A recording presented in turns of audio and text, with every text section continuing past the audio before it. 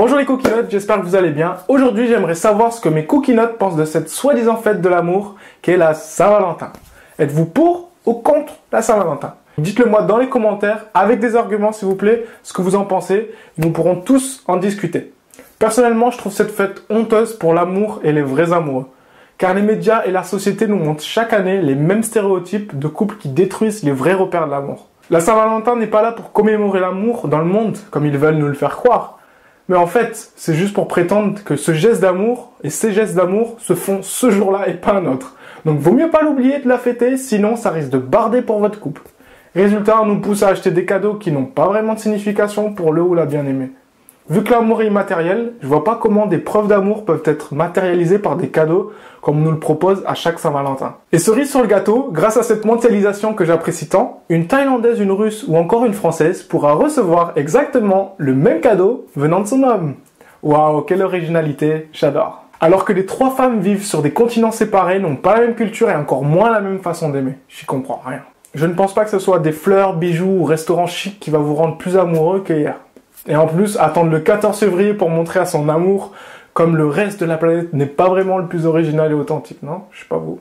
Bref, hommes et femmes, arrêtez d'écouter les médias et écoutez votre cœur qui vous dit d'aimer chaque jour et de le montrer par des gestes d'amour, non pas par des cadeaux matériels et impersonnels. L'amour, c'est toute l'année et toute la vie. Donc ne réduisez pas ce sentiment qui fait tourner le monde à un petit jour dans l'année. En tout cas, c'est mon avis personnel, je sais pas pour vous. Pour moi, les vrais cadeaux sont des preuves d'amour riches de sens, uniques pour chaque couple, immatérielles et durant toute la vie. Nous arrivons à la fin de la première partie de cette vidéo, parce qu'il y en a une deuxième. Donc merci de m'avoir écouté jusqu'au bout, et pour vous en remercier, je vous offre un petit cadeau gourmand à faire avec votre bien-aimé lorsque vous en avez envie. Donc, pas besoin de fête particulière, juste pour passer un bon petit moment entre amoureux. Bien entendu, cela reste une idée de surprise qui ne remplace pas une vraie preuve d'amour, mais peut fortement y contribuer à le devenir.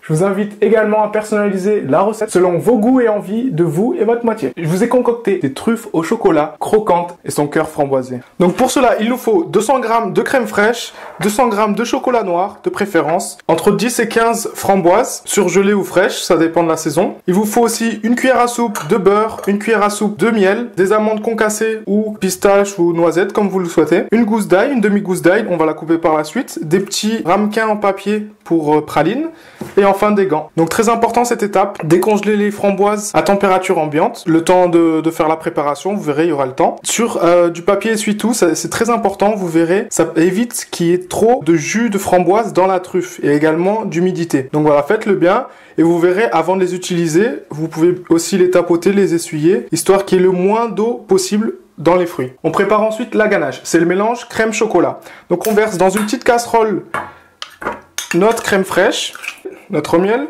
Le miel va donner ce côté sucré et ça va également stabiliser la ganache.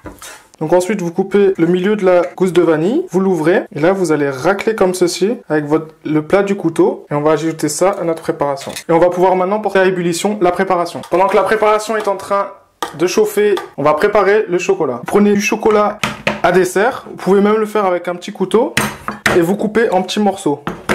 En faisant ainsi, vous verrez que le chocolat va fondre plus rapidement. Donc voilà, c'est bon. On peut éteindre le feu. On va verser en 3 fois la crème. Et on commence à remuer doucement. Vous voyez, ça va faire fondre le chocolat rapidement. Petit à petit, on va agrandir les cercles et on va remuer jusqu'à obtenir une pâte homogène. Voilà, vous voyez, donc sous l'effet de la chaleur, le chocolat va fondre de lui-même.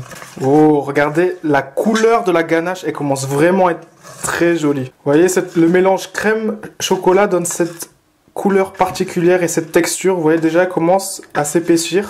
Donc vous voyez là, c'est bon.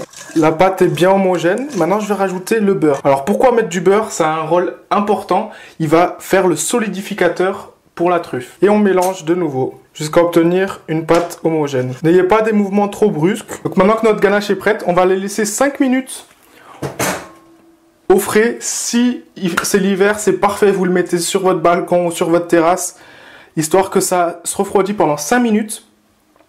Et ensuite, on va mettre un film plastique. Donc voilà, ça fait 5 minutes que je l'ai laissé sur mon balcon. Maintenant, je vais prendre un film étirable. Et je vais la disposer au contact directement de la ganache. Cela évitera que l'air entre dans notre préparation. Et vous tapotez tout doucement.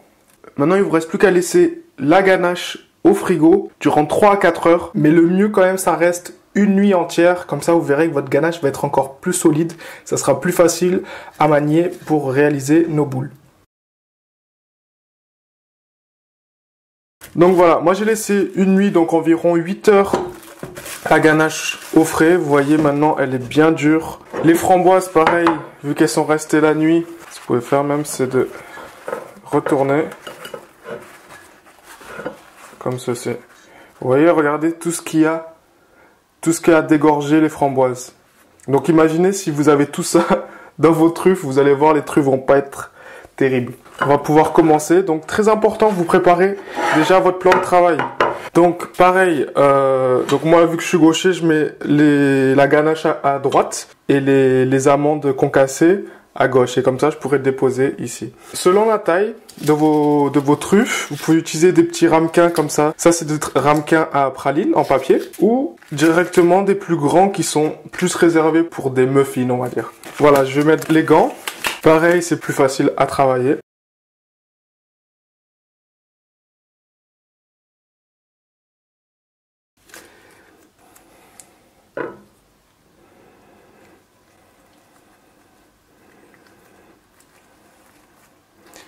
Voilà, si vous touchez pas trop, vous voyez, comme ceci. Ensuite, vous pouvez rapidement faire une boule. Alors vraiment, je n'appuie pas, hein, pour façonner, vraiment, il faut faire très attention. N'écrasez pas, sinon pareil, la framboise va sortir. Donc vous voyez là, j'ai fait une boule assez régulière. Et je vais la poser délicatement ici. Voilà, et je fais ça pour toute la ganache. Donc voilà, quand vous avez terminé, donc délicatement, n'allez pas forcer sur la boule, sinon elle va un peu se déformer. Vous pouvez mettre aussi également comme ça, en tapotant. C'est à vous de voir, vous pouvez mettre ou dans les petits ou dans les grands. La chose c'est que regardez, là c'est dans un petit, là c'est dans un grand.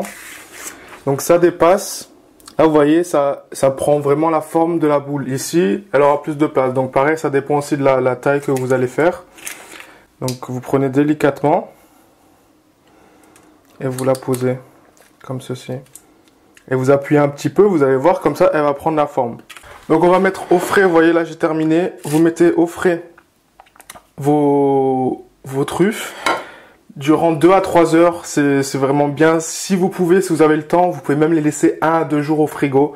Comme ça, vous allez voir, elles vont être bien solides à l'intérieur, bien dures, mais en même temps tendres. Et c'est ça qu'on cherche dans une truffe. Alors, soit avec un film étirable, et ainsi ça évitera que l'air rentre et également les mauvaises odeurs du frigo pénètrent dans nos truffes. Sinon, vous mettez directement dans un Tupperware. C'est aussi pratique si vous devez après, par la suite, les transporter. Et vous mettez ça au frigo. Et donc vous les sortez 10 minutes avant dégustation. Comme ça, elles ne seront pas trop froides. Vous pouvez les garder une petite semaine au frigo, il n'y a pas de problème.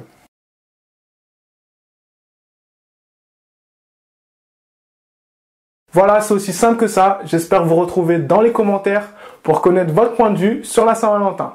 À bientôt dans le prochain épisode. Ciao les coquillettes!